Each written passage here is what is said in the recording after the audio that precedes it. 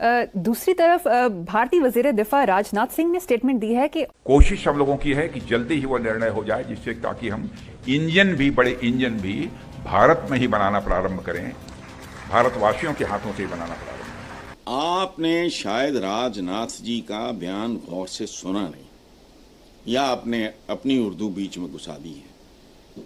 कहा उन्होंने ये है कि खत्म नहीं हुआ, ये खत्म है खतरी वाला।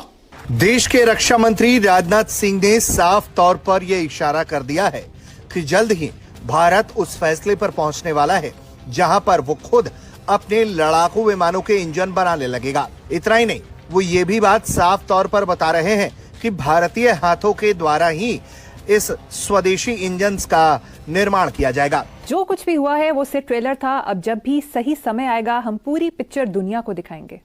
दरअसल भारत लंबे वक्त से इस कोशिश में लगा हुआ है कि लड़ाकू विमानों में फिट होने वाले इंजन्स को भारत स्वदेशी रूप से तैयार कर पाए। डिफेंस एनालिस्ट हैं, स्ट्रेटजी एक्सपर्ट हैं सैयद मोहम्मद अली साहब, उनको हमने जहमत दी है। बहुत शुक्रिया आपका सर। बहुत ही स्ट्रॉन्ग स्टेटमेंट उन्होंने दिया, उनके बहुत स्ट्रॉन्ग ट्वीट्स भी इस सारे सिलसिले में सामने आए। अगर हम पहले दिखा भी सकते, हालांकि उसे अभी तक कोई बड़ी सफलता नहीं मिल पाई है, लेकिन कावेरी प्रोजेक्ट के जरिए भारत ये कोशिश दशक से करता चला रहा है। 1889 से शुरू हुई इस कोशिश में भारत की कोशिश है कि अब जब तमाम हथियारों में भारत अपने आत्मनिर्भरता की तरफ बढ़ रहा है तो लड़ाकू विमान के प्रोजेक्ट पर भी तेजी से काम किया जाए।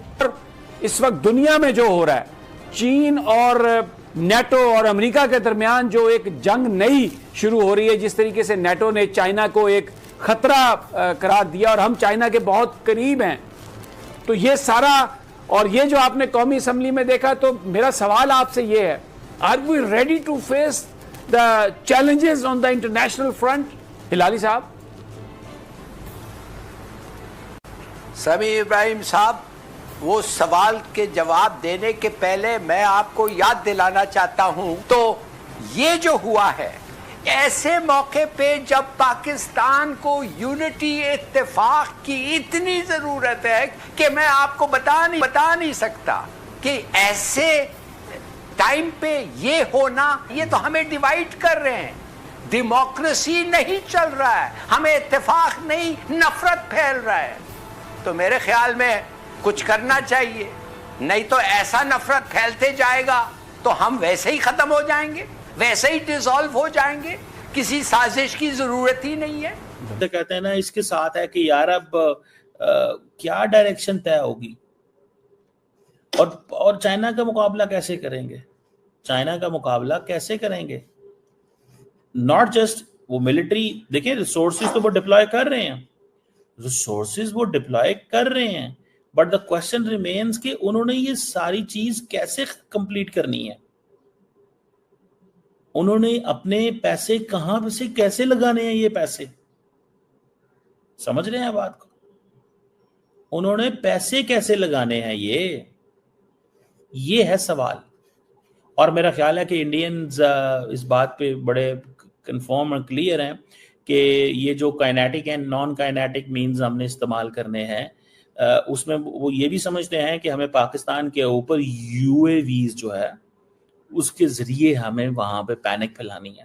बिकॉज इंडिया ये समझता है कि जो इंडियन मिलिट्री है या जो इंफ्रास्ट्रक्चर जो स्ट्रक्चर है, इंडियन मिलिट्री जो है उसने पाकिस्तान के अंदर जो ड्रोन भेजे वो that was very effective tool. ये लोग शिकस्त से इतना तिलमिला गए हैं कि ये अब कुछ ना कुछ करते रहेंगे, जैसा कि राजनाथ की आप एक स्टेटमेंट बता रही थी। और प्राइम मिनिस्टर मोदी ने भी कहा है ना कि ये जो इंटरनेशनल एटॉमिक एनर्जी एजेंसी, इसको पाकिस्तान के न्यूक्लियर प्रोग्राम का चार्ज जो है वो ले लेना चाहिए। तो बंदा पूछे पहले मोदी से कि तू उनकी खाला का पुत्र है, कि पहले तुम्हारा क्यों ना ले चार्ज, पहले अपना चार्ज दें ना, फिर तो हम अपना चार्ज देने का सोचें या ना सोचें, we are a sovereign country. लेकिन क्या इंडिया ये जो इसके अंदर बदमाशी है ना इंडिया के अंदर और खासकर मोदी के अंदर, मैं बुली हूँ, I can get scot free with anything, I am the Israel of South Asia. बस करो, मैं कुछ और नहीं कहना चाहता। होल्ड ऑन, आप नहीं हैं इंडिया के इजराइल, आप इंडिया के आप साउथ एशिया के बदमाश नहीं है, साउथ एशिया के इजराइल नहीं है। और उसकी साउथ एशिया के बदमाश को अमेरिका की सपोर्ट की जरूरत है। अमेरिका ने क्या कहा, हम इस पे बाद में आते हैं। दोस्तों, भारत के जो चीफ ऑफ डिफेंस स्टाफ हैं उन्होंने कहा है कि we can not win today's war with yesterday's weapons. क्या मतलब है इसका? जनरल अनिल चौहान साहब जो है वो कि उन्होंने जो बातें की हैं उसमें तो उन्होंने सीधा सीधा ये कहा है कि हमें अपनी जो डिफेंस कैपेबिलिटीज़ को मॉडर्नाइज करना है। Today's war has to be fought with tomorrow's technology and not with outdated systems. ठीक है जी। और ये एक जो वर्कशॉप हुई है UAVs के ऊपर, counter unarmed aerial systems, indigenization इन के ऊपर, इट मीन्स कि India is basically working on UAVs। अब इंडिया ने सारा फोकस UAVs पे कर दिया कि, और CDA साहब जो हैं वो हाईलाइट कर रहे हैं कि we have to give importance to the cutting edge technologies in modern warfare. और हम ये जंग नहीं जीतेंगे किसी मुल्क के साथ अगर हमारे पास वॉरफेयर का वेपन सिस्टम नहीं है। देखिए पाकिस्तान के साथ तो काम करना बहुत आसान है, लड़ाई करना बहुत आसान है। इमीडिएटली 100 किलोमीटर 50 किलोमीटर अंदर लाहौर है।